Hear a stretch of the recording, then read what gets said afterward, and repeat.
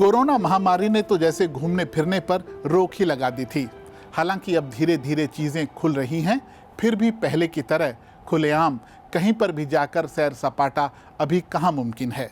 लेकिन इस बीच कुछ ऐसे लोग भी हैं जो पृथ्वी पर नहीं बल्कि अंतरिक्ष यानी स्पेस में घूमने की योजना बनाने लगे हैं।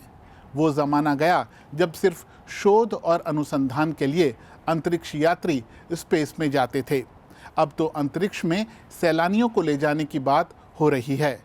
कुछ नामचीन लोग तो पिछले साल खास फ्लाइट लेकर वहां घूमकर भी आ चुके हैं।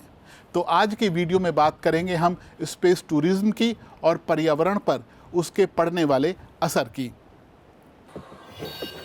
कमाल का नज़ारा है, लेकिन क्या स्पेस टूरिज्म पर्यावरण के लिए खतरनाक है? इस ब्रिटिश अरबपति का इरादा है कि वो पृथ्वी से 100 किलोमीटर की ऊंचाई पर अंतरिक्ष में पर्यटकों को लेकर जाए, जहां वो कुछ मिनटों के लिए जीरो ग्रेविटी में उछल कूद कर पाएं। रिचर्ड ब्रैंसन की कंपनी के बिल्कुल नए स्पेसक्राफ्ट करियर क्राफ्ट से लॉन्च किए गए हैं, जबकि उनके दो प्रतिद्वंद्वी पारंपरिक वर्टिकल लॉन्च सिस्टम इस्तेमाल कर रहे हैं।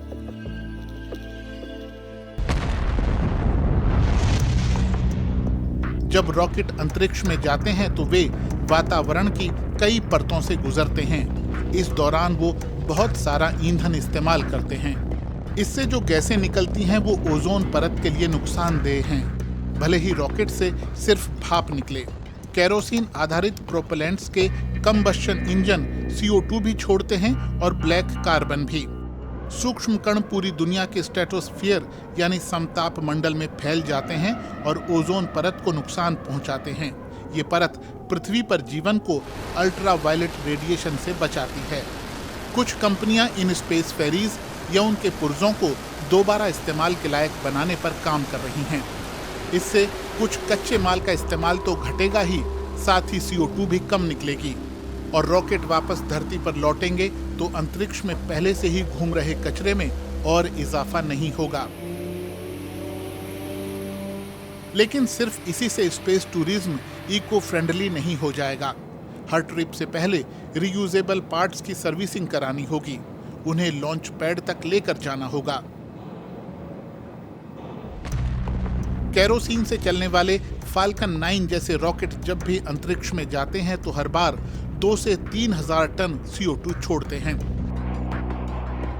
ये लंबी यात्रा पर निकले बड़े विमान से होने वाले CO2 उत्सर्जन के बराबर है, जैसा कि 10,000 किलोमीटर लंबे रूट पर मसलन न्यूयॉर्क से सिडनी।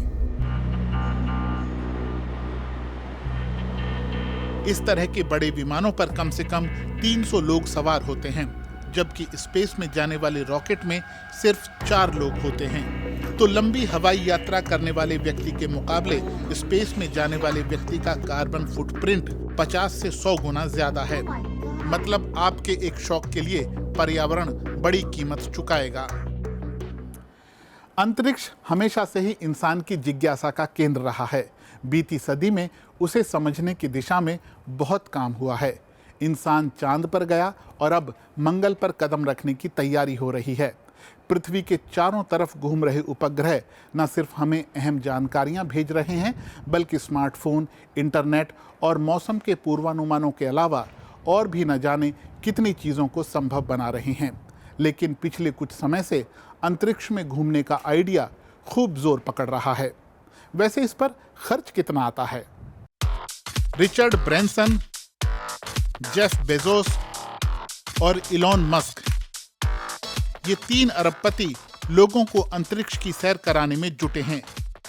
रिचर्ड ब्रैंसन की कंपनी वर्जिन गैलेक्टिक ने तो बुकिंग शुरू भी कर दी है।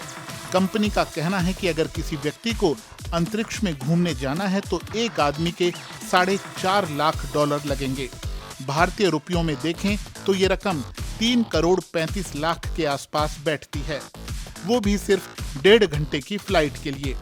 अभी ये टिकट वही लोग खरीद पाएंगे जिन्होंने पहले से $1.5 लाख जमा कराकर अपना नाम वेटिंग लिस्ट में दर्ज कराया हुआ है। कंपनी का कहना है कि जब उसके 1000 ग्राहक पूरे हो जाएंगे तो उसकी अंतरिक्ष के लिए व्यावसायिक सेवा शुरू हो जाएगी। कंपनी को इस साल के आखिर तक ऐसा होने की उम्मीद है। 11 जुलाई 2021 को रिचर्ड ब्रैनसन अपने 3 कर्मचारियों के साथ अंतरिक्ष की सैर पर गए। इसके 9 दिन बाद ब्लू ओरिजिन ने क्रू के साथ अपना पहला मिशन अंतरिक्ष में भेजा। 10 मिनट की इस फ्लाइट में कंपनी के संस्थापक जेफ बेजोस के साथ उनके भाई मार्क बेजोस के अलावा 2 लोग और थे। इनमें 82 साल की कमर्शियल एस्ट्रोनॉट वॉली फंक और 18 साल के छात्र ओलिवर डेमन शामिल थे। 3, 2, 1, 0, ignition। इसके बाद पिछले ही साल सितंबर में इलॉन मस्क की कंपनी स्पेस एक्स ने भी 4 लोगों के साथ अपनी पहली फ्लाइट स्पेस में भेज दी। ये लोग 3 दिन तक स्पेस में रहने के बाद वापस धरती पर लौट आए। स्पेस एक्स और ब्लू ओरिजिन ने अभी इस बात को सार्वजनिक नहीं किया है कि उन्होंने स्पेस में ले जाने के लिए टिकट की कीमत कितनी रखी है। वहीं पिछले साल नवंबर में वर्जिन गैलेक्टिक ने बताया कि वो अब तक 700 टिकट बेच चुकी है। उसकी वेटिंग लिस्ट पर कुछ लोग तो 2005 से ही अंतरिक्ष में जाने का इंतजार कर रहे हैं। कुल मिलाकर अभी आपके और हमारे जैसे लोगों के लिए ये सपना ही है। इतना पैसा भला हम कहां से लाएंगे, और शायद इसकी इतनी ज़रूरत है भी नहीं। स्पेस टूरिज्म के आलोचक कहते हैं कि अंतरिक्ष में सैर करने पर इतना पैसा खर्च करने की बजाय पहले धरती पर मौजूद समस्याओं को हल कर लिया जाए। और अगर हमारे पर्यावरण को इस शौक की इतनी बड़ी कीमत चुकानी पड़े तो ये भला कहाँ की समझदारी है। लेकिन हो सकता है कि इस बात से हर कोई सहमत ना हो। जिनके पास पैसा है वो तो कहेंगे कि शौक बड़ी चीज़ है। तो आज के वीडियो में बस इतना ही। वीडियो आपको कैसा लगा हमें ज़रूर बताएं। पसंद आए तो इसे लाइक कीजिए, शेयर कीजिए और दूसरे लोगों तक भी पहुंचाइए। आपसे होगी जल्द फिर मुलाकात। आपका बहुत बहुत धन्यवाद।